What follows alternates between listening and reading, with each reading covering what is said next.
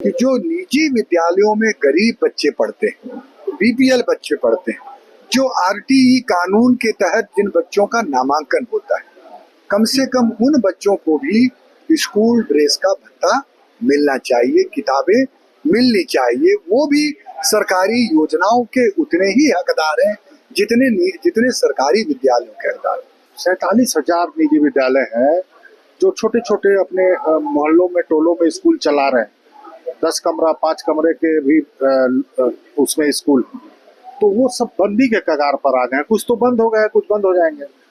तो शिक्षा का प्रचार प्रसार जितना भी हो उतना बेहतर है। इस शहर में जो कोचिंग इंस्टीट्यूट चलते हैं, जो बड़े बड़े कोचिंग इंस्टीट्यूट चलते हैं, कहीं न कहीं इस चीज को वो एहसास करा रहे हैं कि बच्चों का भविष्य उन कोचिंग इंस्टीट्यूट में बन नहीं रहा है, बिगड़ रहा है।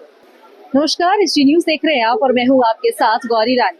Private school and children welfare association का एक डेलीगेशन आज विधानसभा पहुंचा, जहां पर तमाम मंत्रियों और विधायकों से प्रतिनिधि मंडल ने बात की निजी विद्यालयों के बच्चों को लेकर, उन गरीब बच्चों को लेकर के जिन्हें सरकार की मदद की जरूरत है, और उन बच्चों के लिए पोशाक भत्ता की मांग और तमाम अलग अलग मांगों को लेकर के आज पासवा के प्रदेश अध्यक्ष आलोक दुबे पहुंचे, और साथ ही साथ उनके जो साथी हैं वो भी पहुंचे हुए हैं, जो उपाध्यक्ष है पार्टी। तो ऐसे में देखिए, पासवा का एक प्रतिनिधि मंडल आज आप लोग विधानसभा पहुंचे। निजी विद्यालय के उन बच्चों के बारे में आप लोग मांगे रखते हैं जो बीपीएल से बिलोंग करते हैं, तो आज आप लोग किन मुद्दों को लेकर के विधानसभा पहुंचे? देखिए, नंबर 1 तो ये है जो आपने पहले शुरू कर दिया, तो उसी पर चर्चा कर लेते हैं, फिर किशोर जी बोलेंगे। पूर्व मंत्री स्वर्गीय जगन्नाथ महतो जी ने ही पोशाक भत्ते का प्रचलन शुरू किया, और 600 रुपए में तो पोशाक बच्चों के ड्रेस खरीदे नहीं जा सकते, तो उसको बढ़ाकर 2000 किया। हम स्वागत करते हैं।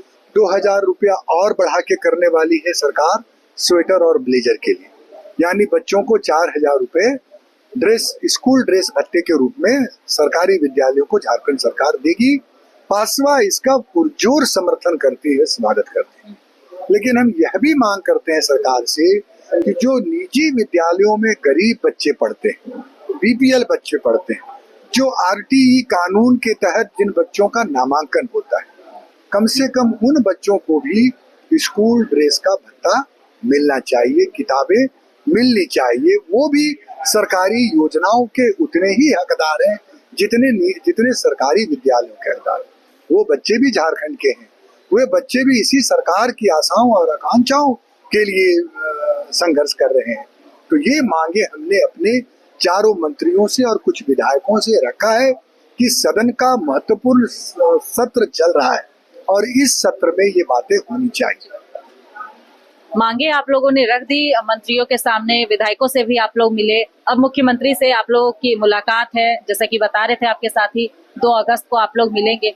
तो जो बातें आप लोग रख रहे हैं उन गरीब बच्चों को लेकर के, क्या लगता है इस सरकार में वो बातें पूरे हो पाएंगी? वो बिल्कुल, हमको पूरा यकीन है, भरोसा है, क्योंकि इस सरकार ने जिस प्रकार के कदम उठाए हैं, जैसे यूनिवर्सल पेंशन स्कीम, सबको पेंशन देने का, 21 वर्ष के ऊपर के महिलाओं का पेंशन देने का, 21 वर्ष से ही 1000 रुपया महीने पेंशन देने का, सरकारी स्कूल के बच्चों को ड्रेस देने का, उनको किताबें देने का, मध्याह्न भोजन तो मिलता ही है, कई ऐसी सुविधाएं मिलता है। लेकिन बच्चे तो बच्चे हैं, चाहे वो निजी विद्यालय के हों चाहे सरकारी विद्यालय के हों, और 25% हम लोग बीपीएल कैटेगरी के बच्चों का एडमिशन भी लेते हैं निजी विद्यालयों में, बड़े स्कूलों में।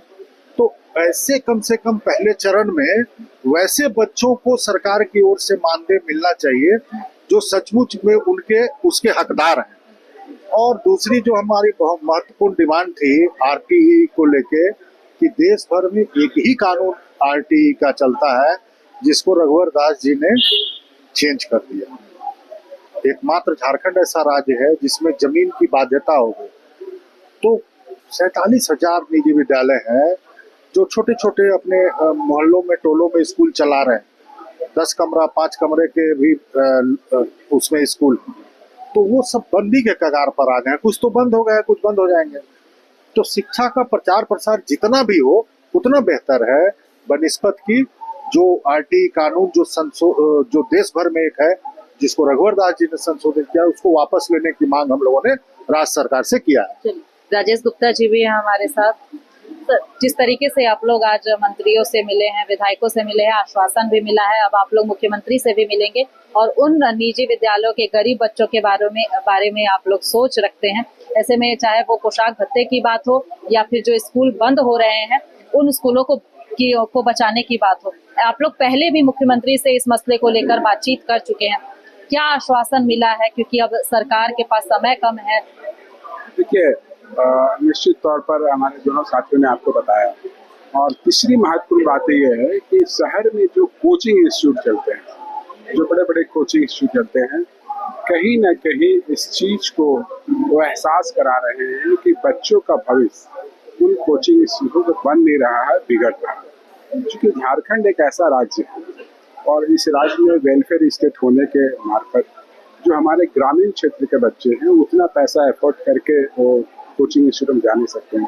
कोचिंग इंस्टीट्यूट क्या करते हैं कि बच्चों को कहीं से प्राइवेट 11-12 पास करवा करके और दावा करते हैं देश का जो बढ़िया सबसे बड़ा कंपटीशन होता है, जैसे नीट का होता है, फिर इंजीनियरिंग मेडिकल का होता है, तो उसमें वो देने का दावा करते हैं। और आप देखेंगे कि शहर में जितने होर्डिंग्स लगे रहते हैं, ऐसा लगता है कि पूरे देश में कहीं पर नहीं, सबसे बढ़िया शिक्षा कोचिंग इंस्टीट्यूट रांची में ही देते हैं और यहीं के बच्चे निकलते हैं। तो कहीं न कहीं इतना पैसा का जो गोलमेल होता है और बच्चों के भविष्य के साथ खेला जा रहा है, तो माननीय मंत्रियों से हम लोगों ने बहुत ही अच्छे वातावरण में उन लोगों से इन सभी बातों को रखा। तो उन्होंने ये चीज के कहा कि ये सब तो हमें लगता है कि एक व्यवसायीकरण जो प्राइवेट कोचिंग इंस्टीट्यूट जो है वो कर रहे हैं, उनके बारे में हम लोग बताया कि उस पर नियम परिनियम बनना चाहिए ताकि यहाँ के बच्चों को कम पैसा पे उनको अच्छी शिक्षा मिल सके और अपने भविष्य को जो टारगेट या गोल जो चाहते हैं अचीव करना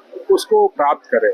उनके परिवार, उनके माता पिता भी इस चीज को चाहते हैं कि बहुत सारे बच्चे पैसा नहीं रहने के कारण कोचिंग इंस्टीट्यूट जा नहीं पाएंगे। उसी लोग को सब मांगों को लेकर आज हाँ, निश्चित तौर पर सारे देखिए अब आगे मुख्यमंत्री से मुलाकात, माननीय मुख्यमंत्री से बात होगी और निश्चित तौर पर ये इस राज्य के नौजवानों को जो भविष्य आने वाले समय में देश में जाएंगे, विदेश में जाएंगे, उनकी भविष्य से जुड़ी बात है। तो हमारे जो माननीय मुख्यमंत्री बहुत ही संजीदा में विचार के हैं, तो इस चीज को जरूर समझेंगे और यहाँ के लोगों को लाभ मिलेगा।